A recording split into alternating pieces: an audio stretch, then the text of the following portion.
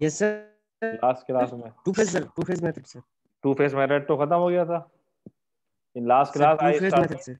हाँ, so in the last sir class I started big M method, big sir, है ना। जी As I सर, told you, okay, जी one sir more. Big M sir. Yes. So I told you, okay, one more method is there which we can use for solving this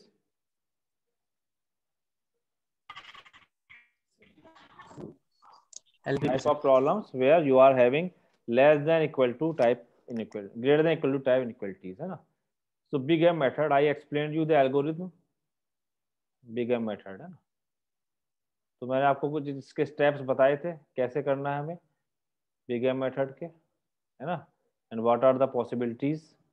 So let us take one problem. I will explain in the problem itself how this big M method works.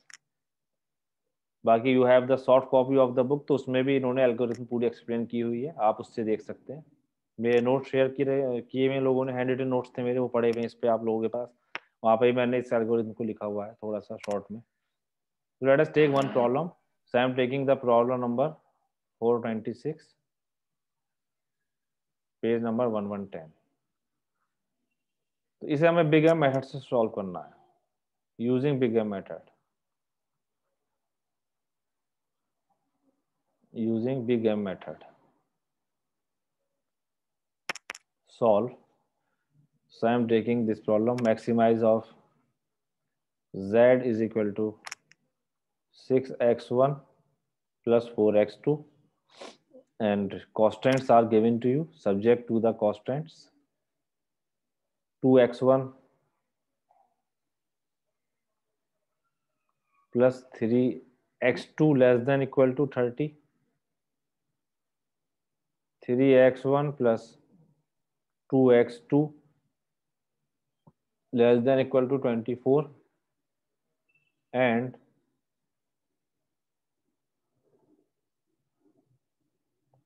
बच्चों को admit कर ले जरा, कौन है waiting room में, सब हो गए ज्वाइन,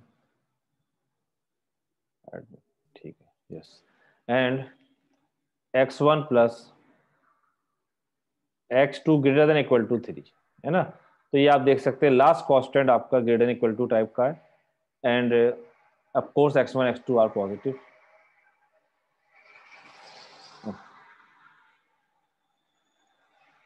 ओके, तो ये एक प्रॉब्लम है, बड़ा शोर मसला है. तो if you see it is basically it has only two variables.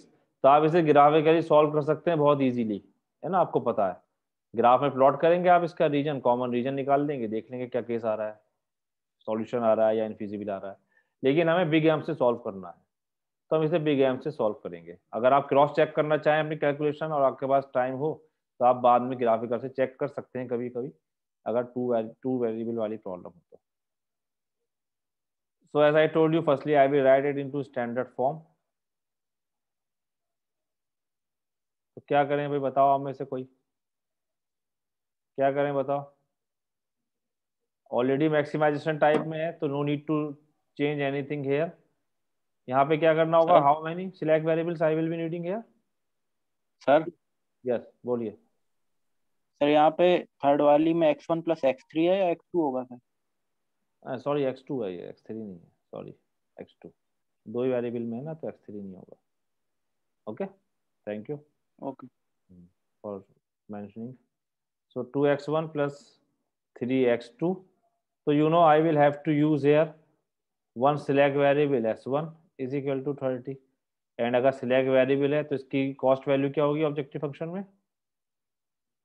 0. 0, है ना, you know. Similarly second one is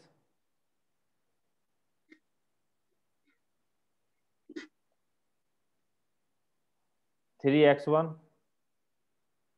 plus 2x2 plus s2 is equal to 24, and the last one you know here cost value is 0 dot sir आपकी आवाज cut रही है. अच्छा, हो सकता है नेटवर्क अनस्टेबल हो रहा हो. दिखाई दे रहा है आपको, देखते रहिए.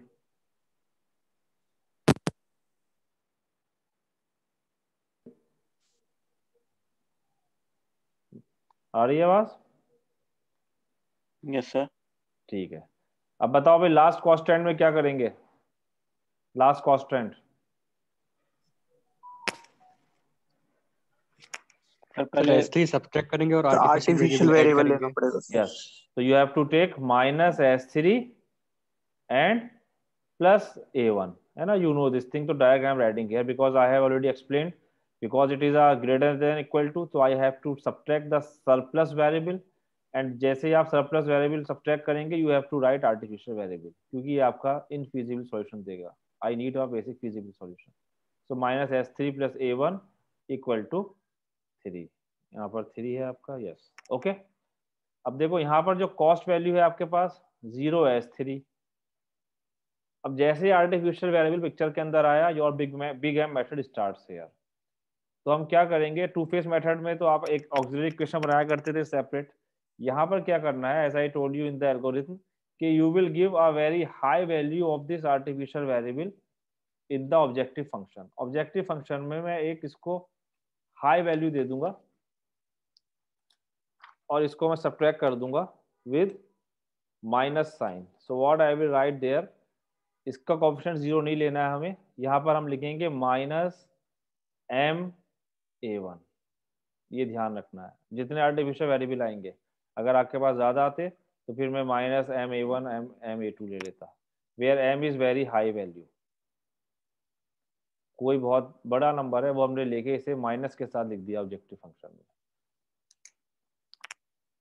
ठीक है, अब हमें करना क्या है, बस ये इसमें सिर्फ ये चीज ऐड हुई है. बाकी अब हमारी टेबल जो बनेगी सेम टेबल बनेगी, लेकिन आर्टिफिशियल वेरिएबल का जो कोएफिशिएंट होगा वो माइनस M रहेगा. ध्यान रखना है ना? इसको हमें सॉर्ट आउट करना होगा बस. तो let us construct one table. तो आपके पास you can see now you have 1 2 3 4 5 6. तो 6 आपके पास वेरिएबल्स हैं, अननोन्स हैं, और 3 इक्वेशंस हैं. तो 6 माइनस 3 है ना. 3 को you have to choose basic variables and 3 non basic, जिसे हम 0 पुट करेंगे. So I will construct a table now. So I am taking a table. तो इनिशियल बेसिक फिजिबल सॉल्यूशन क्या हो गया आपका, यहाँ पर डायरेक्ट लिख सकते हैं your initial basic feasible solution. आप 0 किसे पुट करेंगे, आपको पता है कि which is not constructing identity matrix. तो आइडेंटिटी मैट्रिक्स कौन बनाएगा, S1 का कोएफिशिएंट, S2 का और A1 का, है ना. तो इनिशियल बेसिक फिजिबल सॉल्यूशन क्या होगा, S1 इज 30, क्योंकि you will have to put X1 X2 S3 0, है ना. You have to put X1 X2 and S3 0, क्योंकि ये आपके नॉन आइडेंटिटी मैट्रिक्स से कॉलम्स हैं. तो S1 30, S2 24 और A1 3. ये स्टेप क्लियर है सब लोगों को? यहाँ पे कोई डाउट है तो बताइए. ये स्टेप जो मैंने लिखा अभी, सर ये तो वही पुराना वाला है ना? वही पुराना वाला है, बस कुछ नया नहीं लिखा मैंने. ठीक है, ठीक है, ठीक पुराने है वाले में भी किसी को डाउट हो इसलिए मैंने. ठीक है, चलो गुड. तो now I am constructing the table. So your table, now you are very much familiar with this table. तो मैं ज़्यादा इसमें एक्सप्लेन नहीं करूँगा, डायरेक्ट एंट्रीज रख सकता हूँ.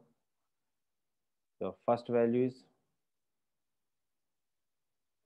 ये 3 इटरेशंस मुझे यहाँ पर ज़रूरत पड़ेगी.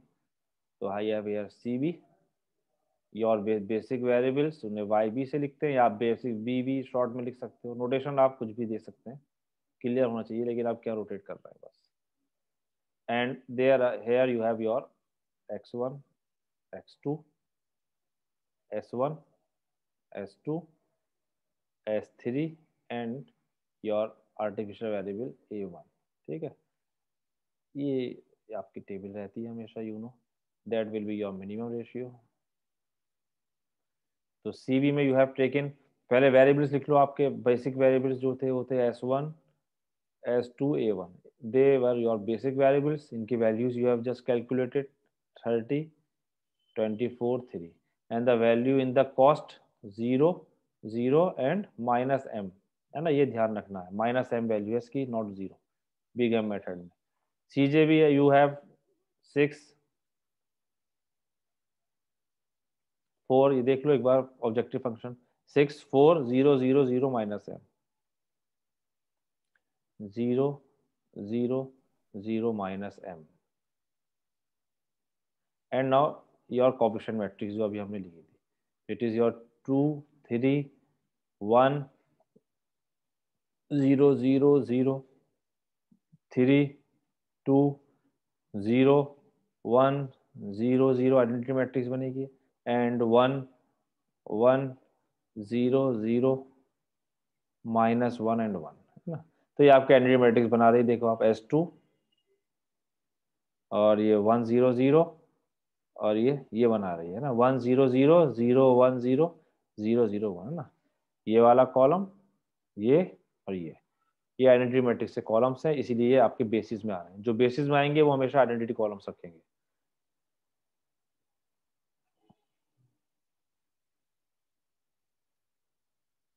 Now I will find my z and del j। तो z आपके पास जो आ रहा है, z you can calculate, z will be how much. तो z अभी कितना होगा आपके पास, c कॉस्ट के साथ 0 0 माइनस 3m, तो z की वैल्यू माइनस 3m आ रही है। अब हम कैलकुलेट करेंगे, निगेटिव में कुछ आ रहा है अभी है ना। डेल्टा j मैं निकालता हूँ अपना, व्हाट इज डेल्टा j। तो डेल्टा j आपका यहाँ से शुरू होगा, delta one is how much बताइए, माइनस m माइनस 6, है ना। 0 0 बताओ, व्हाट इज डेल्टा 2 बताइए। Delta 2 x, delta 2 0 0 0 minus m minus 4। Minus minus m minus minus 4। 4। Yes, S1 will be 0 definitely, S2 0 क्योंकि बेसिस है, S3 की वैल्यू क्या होगी, 0 sir. 0 and plus m, m plus and last one is 0।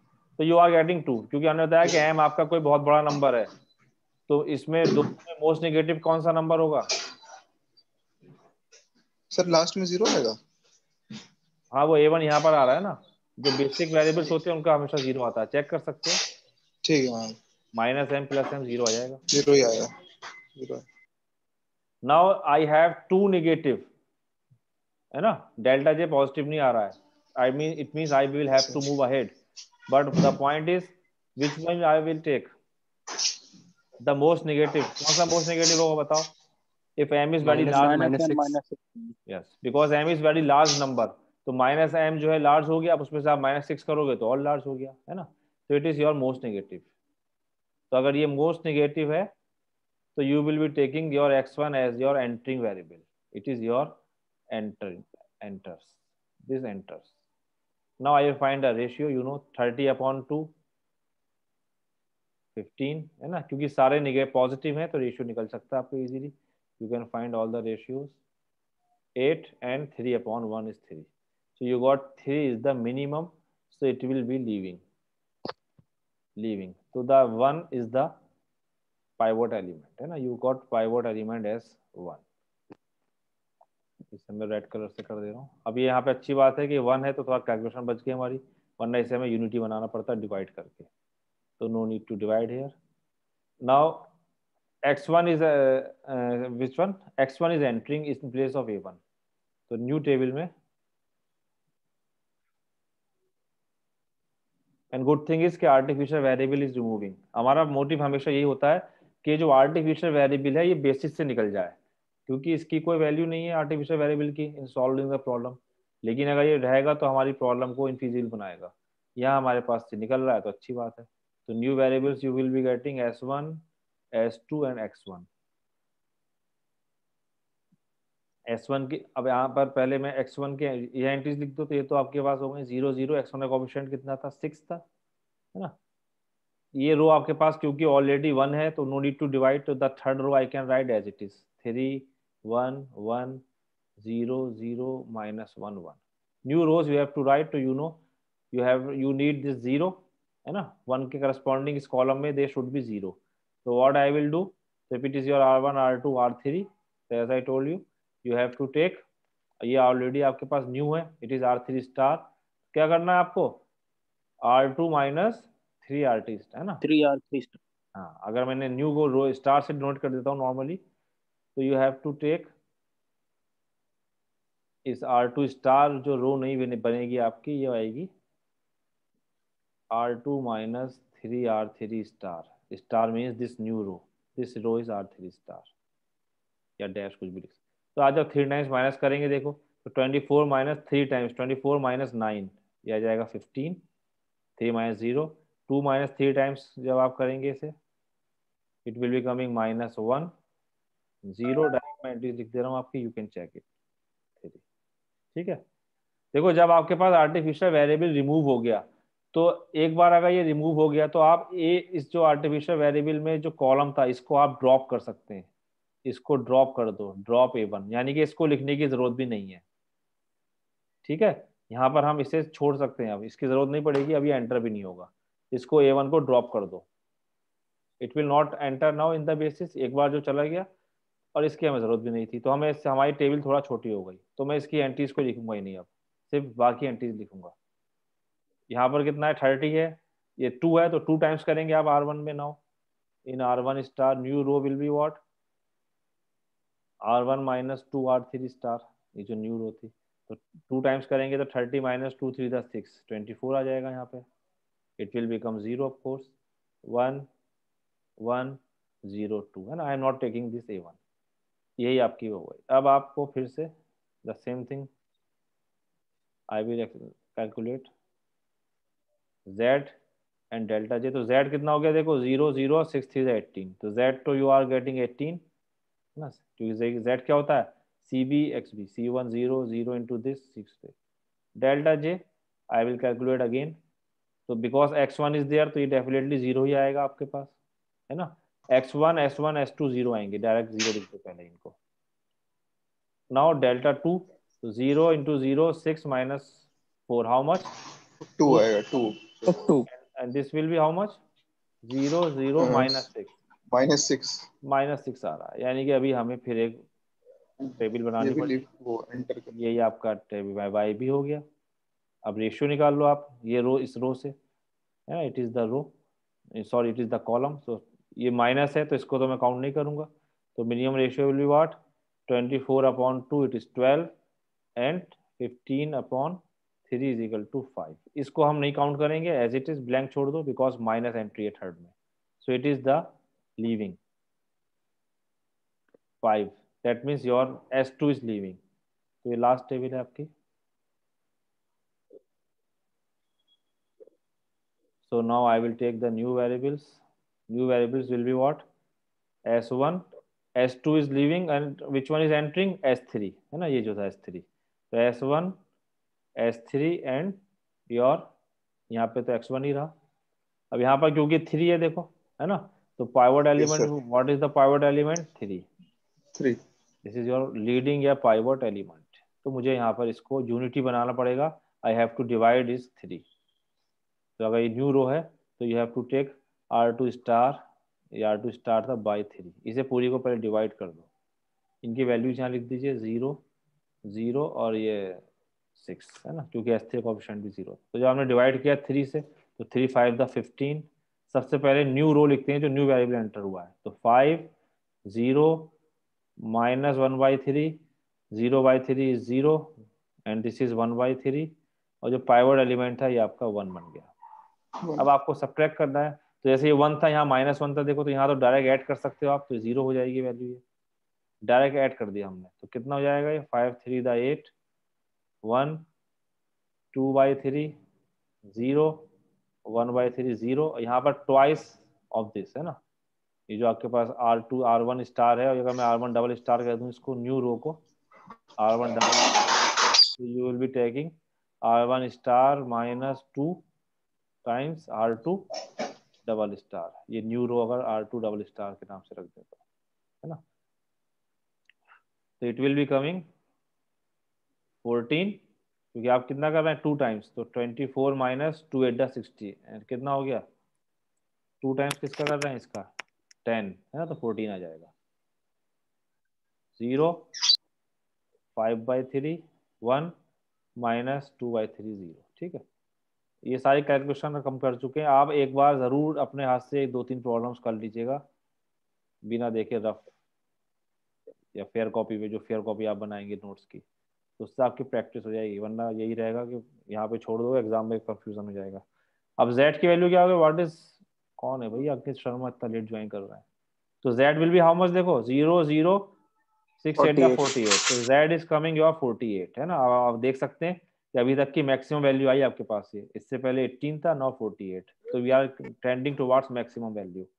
अब delta J देखते हैं, अगर delta J positive है तो ये आपका मैक्सिमम वैल्यू यही हो जाएगी। तो डेल्टा 1 कितना होगा, देखो 0 है ना, it is how much 0 0 0 6 into 2/3 कितना हो गया 4 4 माइनस 4 0।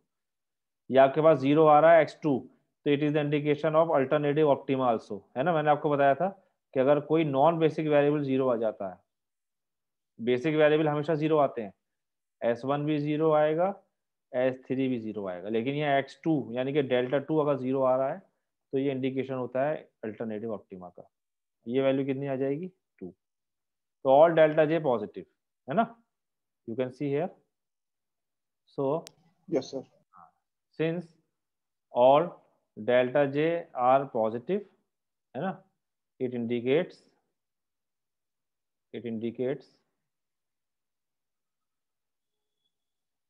an optimum solution है ना, it indicates an optimum solution। तो क्या है वो optimum solution? so max z is equal to 48, x1 is 8 and x2 is how much? x2 कितना होगा बताइए, 0 है ना, क्योंकि जो बेसिस में नहीं आ रहा उसकी वैल्यू 0 है। तो ये आपके पास एक आंसर आएगा। एज आई टोल्ड यू कि यहाँ पर ये इंडिकेट कर रहा है बिकॉज डेल्टा 2 0 है, इस बात को आप यहाँ मेंशन कर सकते हैं। Since delta 2 is equal to 0 corresponding to not basic variable. Non basic variable कौन से हैं, जो बेसिस में नहीं आ रहे, तो x2 बेसिस में नहीं आ रहा था है ना। Non basic variable it indicates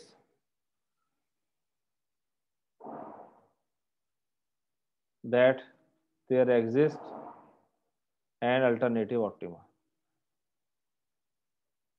अगर एग्जाम में कोई प्रॉब्लम आती है और उसमें ये भी लिखा हुआ होता है कि discuss all the special cases if exist, तो आपको ये वाला केस स्पेशल केस एग्जिस्ट कर रहा होगा तो लिखना पड़ेगा, उसमें ध्यान रखना, उससे कुछ मार्क्स होंगे। अगर प्रॉब्लम आती है solve the following problem by some method and discuss all the possible special cases, तो आपको देखना होगा कोई स्पेशल केस तो नहीं आ रहा है, यहाँ पर आ रहा है। सो indicates that there exists an alternative optima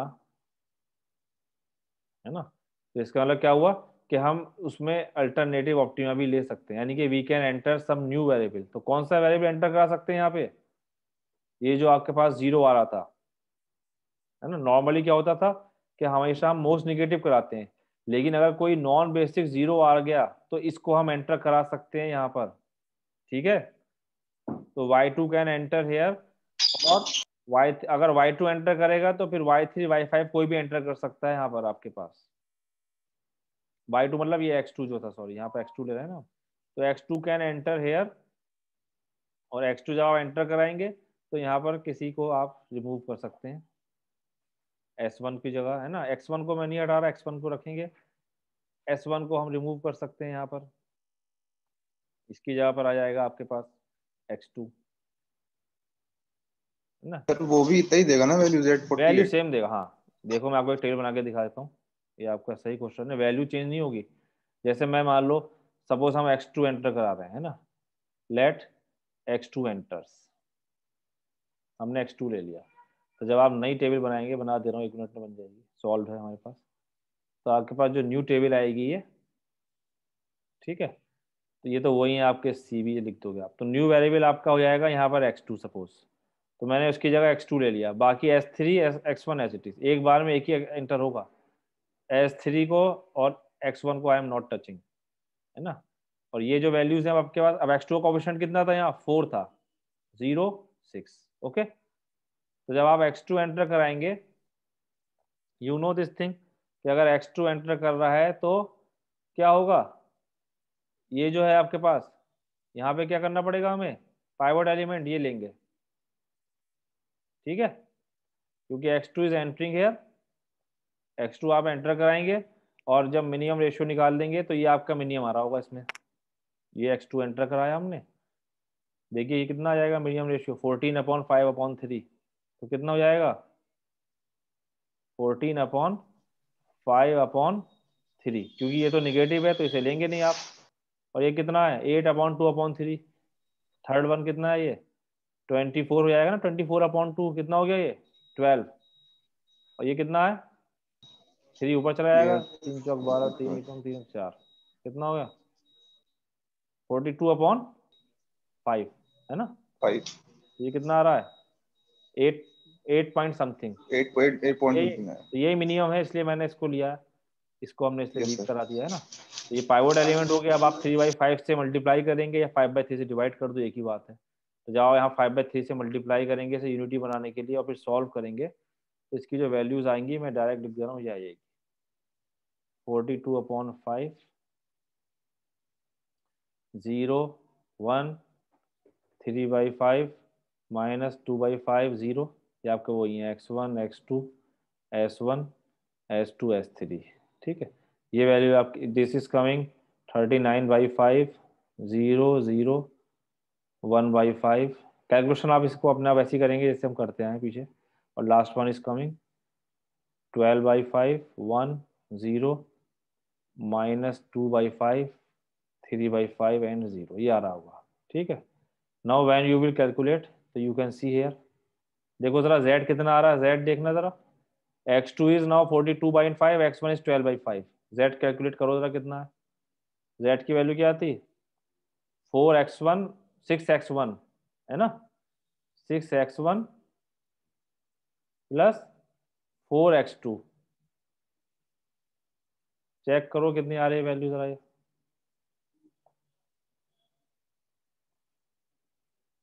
कोई बताओ निकाल के, क्यों भाई कितना हो गया 12 6 द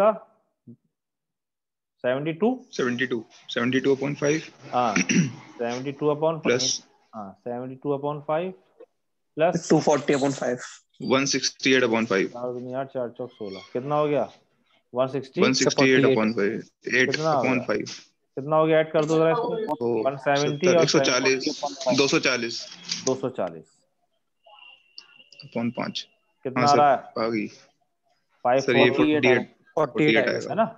तो वैल्यू सेम यस रहेगी सर। हमेशा, और डेल्टा जे पॉजिटिव आ रहे हैं सारे, तो you are getting the hmm same, optimal value तो वही रहती है, but you are getting now x1 is your 12/5 and x2 is 42/5। और मैंने आपको बताया था कि अगर मोर देन 1 पॉइंट पे मिलेगा तो in fact it will give you eight infinite number of points, है ना। अब आप कोई और ले सकते हैं, उस पर भी निकल आएगा, तो it is called alternative optima. Yes sir. तो ये बिग एम मेथड था। इसमें एक और प्रॉब्लम मैं करा दे रहा हूँ जल्दी से, जिसमें आपके पास इनफिजिबल केस भी एग्जिस्ट कर सकता है, वो एक प्रॉब्लम है, क्योंकि नेक्स्ट टॉपिक में फिर अब आपका ड्युअलिटी है। Duality I will start in tomorrow's class, duality in linear programming problems. तो ये आपकी 427 प्रॉब्लम है, पेज नंबर 111 427। यहाँ पर आपके पास एक feasible case, not feasible case आएगा, मतलब आर्टिफिशियल वेरिएबल ग्रुप नहीं हो पाएगा। वैसे तो आप इसको अगर देखें तो ग्राफिकली आपको दिख भी रहा है, ये दिख रहा है भी, देखो एक लेस देन है एक ग्रेटर देन है, तो यहाँ पर क्या केस बनेगा इनफिजिबल, है ना। अगर आप इसे प्लॉट करेंगे तो इनफिजिबल। आप देख सकते हैं कि अगर आप प्लॉट करेंगे इसे तो ये इनफिजिबल केस बनेगा, ग्राफिकली आप चेक कर सकते हैं। लेकिन हमें इसे बिग एम मेथड से सॉल्व करना है अगर, तो फिर हम बिग एम मेथड से ही सॉल्व करके निकालेंगे इस बात को। ग्राफिकली आप वेरीफाई कर सकते हैं, ग्राफिकली वेरीफाई, ठीक है, ये आप करिएगा इसको। तो यहाँ पर अगर मैं इसकी डायरेक्ट देखो बना दे रहा हूँ, डायरेक्ट में लिख दे रहा हूँ, क्योंकि यहाँ पर माइनस आएगा तो आपके पास जो ऑब्जेक्टिव फंक्शन हो जाएगा it will become 3x1 plus 2x2 plus 0s1 plus 0s2 minus ma1, okay. और the constants will become 2x1 plus x2 plus s1 is equal to 2 and 3x1 plus 4s2 minus s3 plus a1 is equal to 12। and all these x1 x2 s1 s2, ये s2 आएगा, sorry s3 नहीं है ना, दो ही तो है यहाँ पे, s1 s2 and a1 they all are of course non negative. तो जब आप टेबल कंस्ट्रक्ट करेंगे यहाँ पे, तो यहाँ पर you can see here table, next page से बना देता हूँ टेबल, चलो यही बना दें, इसे कंटिन्यू कर लेंगे, हाँ वैल्यूज दिख रही हैं। तो C B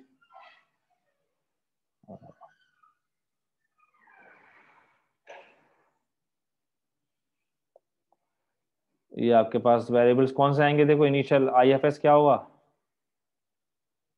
S1 to A1 12 है ना, S1 to A1 12, क्योंकि बाकी सब आपके पास आइडेंटिटी मैट्रिक्स नहीं बना रहे हैं। तो your basic variables will be S1 and A1, इनकी वैल्यूज हो जाएंगी 2 and 12। Here cost value will be what, 0 minus m। Now you will be writing x1 x2 s1 s2 and a1। Come variable 5 ही है यहाँ पे, छोटी table है, 2 रोज है सिर्फ, तो 2 1 1 0 0 and 3 4 0 minus 1 1। CJ is 3 2 0 0 and minus m। Okay, दो ही table में इसका आंसर आ जाएगा आपका। तो when you will find your delta J, है ना, तो z कितना है यहाँ पर, z तो आपको दिख रहा है 0 into 2, z इज -12m, है ना, z is some negative, and delta J you can calculate, तो 0 into 2 -3m -3, 0 into 1 -4m -2, s1 of course 0, s2 will be how much, 0 and minus plus m, this will be also 0। so which is most negative, which one most negative, -4m -4m -4m -2, है ना, क्योंकि यहाँ पर हम m में 4 से Yes, sir. Multiply कर रहे हैं ना, तो m इज बिगर नंबर, तो ये ज्यादा नेगेटिव होगा, तो it is the most negative. So this is your entering enters. Ratio आप निकाल लीजिए आप, minimum ratio, so you can find the minimum ratio, 2/1 2 and 12/4 is 3, so it is the minimum, so it is leaving। so S1 leaving हो रहा है, देखो A1 नहीं जा रहा हमारे पास, है ना, हमें आर्टिफिशियल वेरिएबल को भगाना होता है हमेशा, चलो कोई बात नहीं, अब S1 जा रहा है तो you will have to enter this, and this is your pivot element. तो जब नेक्स्ट टेबल बनाएंगे, मैं डायरेक्ट जल्दी से लिख दे रहा हूँ नेक्स्ट टेबल, S1 की जगह मैं क्या लिख दूंगा अब, x2। So in the next table you will be writing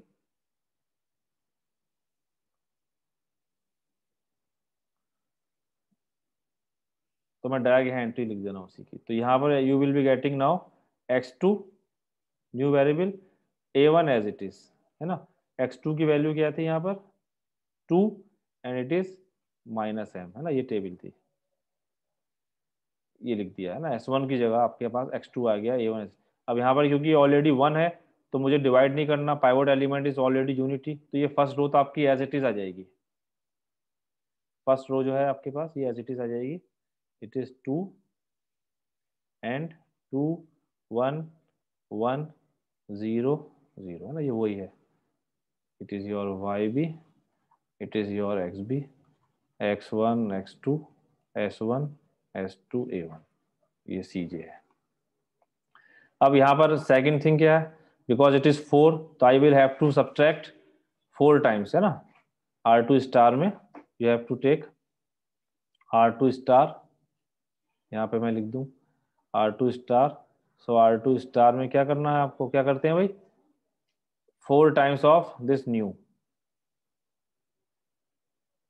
इसका 4 टाइम्स करेंगे R1 स्टार का, R2 minus 4 times of R1 star, ये R1 स्टार रो है आपकी, तो जब आप माइनस करेंगे 4 टाइम्स, देखिए तो ये आपके पास 12 था, तो 12 minus 8, R1 star same actually, यहाँ डायरेक्ट दिख सकते हो, तो 12 माइनस 4 टू द 8, 4 आ जाएगा, so you can write direct 4 -5 0 -4 -1 1, ये वैल्यूज आ जाएंगी करके, है ना, ये 0 आ गया क्योंकि ये पाइवोट एलिमेंट था तो 0 आना ही था ये। अब अगर आप z देखें तो z is how much, -4m and 2 to the 4, तो 4 प्लस, यानी कि यू हैव -4m + 4, ये तो z की वैल्यू हो गई। And delta j is coming how much बताओ, 2 to the 4 एंड माइनस ये था 3 2 0 0 -m, so delta j is coming, del 1 is 5m + 1 0 4m + 2 m 0। अब आप यहाँ देखें भाई सारे डेल्टा जे क्या है आपके पास, ऑल डेल्टा जे पॉजिटिव है ना, तो इसके अलावा आगे तो मूव कर नहीं सकते, लेकिन Yes, sir. Artificial variable is present, but artificial variable जिसका जो आपके पास a1 था is present in the basis with positive value. तो जब आर्टिफिशियल वेरिएबल प्रेजेंट होगा विथ पॉजिटिव वैल्यू, तो it is the case that LPP does not has feasible solution, thus LPP does not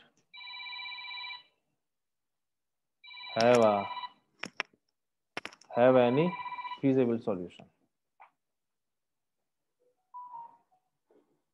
ठीक है, यानी कि infeasible solution, so it is the case of infeasible solution, मैं लिख दे रहा हूँ, ये आपका infeasible solution का केस हो जाएगा जब भी ये विथ पॉजिटिव साइन प्रेजेंट रहेगा बिकॉज ऑफ दिस, है ना। ये आपका टू फेज मेथड में भी यही चीज थी कि अगर आर्टिफिशियल वेरिएबल प्रेजेंट है with positive value in the basis then it is infeasible case, वही चीज यहाँ पर भी है ना। तो ऐसा केस पॉसिबल है आपका, अब आपको डिपेंड करेगा वो किस स्टेप में आता है। जैसे मैंने छोटी सी प्रॉब्लम ली थी, so in this way you can solve the problem by taking this big M method also. Okay, so these methods I have discussed with you how to solve all the problems using simplex method. In the next class I will start your duality in linear programming problem,